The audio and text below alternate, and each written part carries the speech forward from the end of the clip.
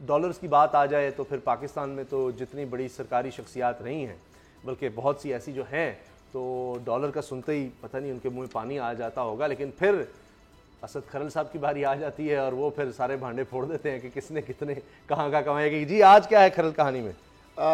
उसामा साहब, आज मेरा ख्याल है ये हमारे प्रोग्राम में ही बाद एक प्रोग्राम था जिसमें पुलिस रिफॉर्म्स के हवाले से एक शेर हासिल हमने बहस की और बिल आखिर उस बहस का नतीजा ये निकला कि नेशनल जो लॉ जस्टिस ऑफ पाकिस्तान है, जो लॉ जस्टिस ऑफ पाकिस्तान, उसके सेक्रेटरी ने ख़त लिखा है वफाकी सेक्रेटरी दाखिला को, हुकूमत पाकिस्तान को, और बाकी दीगर जितने भी स्टेक होल्डर्स हैं उनको भी उसकी कॉपीज़ भेजी हैं। और ये चीफ़ जस्टिस ऑफ पाकिस्तान जो चेयर पर्सन भी होते हैं law justice and commission of Pakistan के, उनकी हदायत पे लिखा गया है। और इसमें regarding implementation of report of police reforms committee constituted by the honourable chief justice of Pakistan as chairman of the law and justice commission of Pakistan, ये आज की डेट का लेटर है जो लिखा गया है। इस लेटर के अंदर जो चीदा नुकात में अगर पढ़ दूँ तो वो ये है कि पुलिस इस्लाहत में एक तो मामला जो है, एक ब्यूरोक्रेसी ने खुफिया प्लान बनाया था पुलिस से हट के इमरान खान साहब से, फिर पुलिस से भी उन्होंने कहा कि आप प्लान दे दें।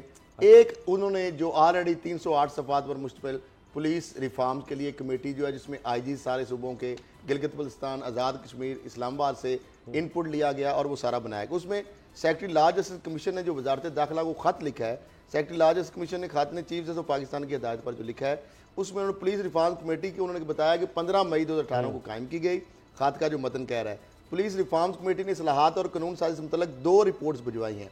पुलिस रिफॉर्म्स कमेटी की अमल दरामद रिपोर्ट इंतजामिया की तवज्जो चाहती है। इंतजामिया और कानून साज पुलिस रिफॉर्म कमेटी की रिपोर्ट्स मंजूरी के लिए पेश करें। सूबाई हुकूमतें पुलिस रिफॉर्म से मुतल्लिक़ कवानीन में सुप्रीम कोर्ट के फैसलों के मुताबिक बेहतरी लाएँ।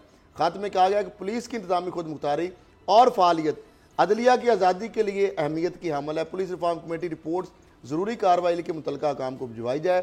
ख़त की कापी वफाक, आईजी इस्लामाबाद समेत 4 सूबों, आज़ाद कश्मीर और आईजी पुलिस गिलगित बल्तिस्तान को भिजवा दी गई हैं। आईने पाकिस्तान की इसमें बड़ा अहम पॉइंट है, फंडामेंटल राइट की अब बात आ रही। आईने पाकिस्तान का जो आर्टिकल 10 है, जो फेयर ट्रायल का हर पाकिस्तानी शहरी को, जिसके मतलब किसी भी शहरी के हकूक और जिम्मेदारी को तयन, इसके खिलाफ किसी भी इल्ज़ाम जुर्म में इसे मुनसिफाना समात और जायज़ अमल का हक हासिल होगा। यानी इन्वेस्टिगेशन का जो प्रोसेस है उसके बाद ट्रायल आएगा ना, सेकंड फेज है। फेयर ट्रायल का इनकार आज़ाद आना, गैर जानबदाराना तफ्शीश के बगैर मुमकिन नहीं हो सकता।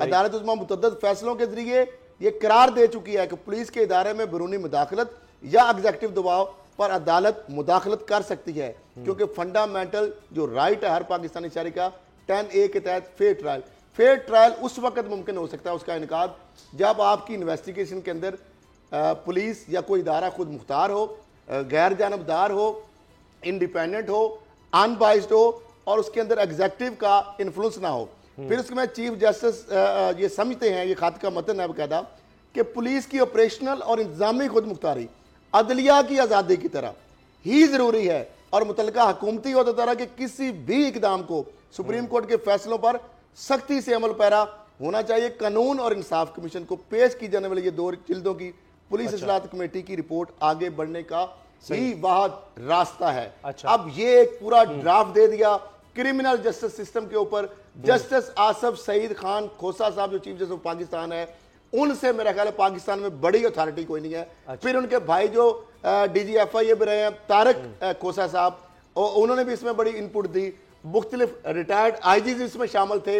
ये एक इतना अच्छा ड्राफ्ट है और खास तौर पे एक तरफ पुलिसिंग है और दूसरी तरफ जो टॉप जुडिशरी के जो चीफ जस्टिस ऑफ पाकिस्तान है, जो क्रिमिनल जस्टिस सिस्टम को इनसे ज्यादा इनकी मिसालें दी जाती हैं इनकी जजमेंट के हवाले से, ना सिर्फ पाकिस्तान आपके लिए बल्कि दुनिया भर में होगा अगर ये। तो अब मामला ये है कि अगर ये चीज ड्राफ्ट बना हुआ है तो खान साहब को क्यों नहीं बताया गया, बुजदार साहब को क्यों नहीं बताया गया? यही वजह थी कि जब आईजी AD ख्वाजा को सिंध हुकूमत ने उनकी पावर कटेल की थी, तो सिंध हाई कोर्ट ने और उसके बाद सुप्रीम कोर्ट ने हुकूमत की पावर कटेल कर ली थी। यहां पे भी अगर इस तरह के कोई बनाया जाएगा, हाँ इंटरनल अकाउंटेबिलिटी का इसके अंदर सिस्टम है, क्योंकि बाहर ये बताया गया कि पुलिस से डायरेक्ट आप अदालत में नहीं आ सकते, 22 है और 22 के इख्तियारात भी इसमें डाल दिए। सब्सक्राइब करें और बेल दबाएं ताकि कोई खबर रह न जाए।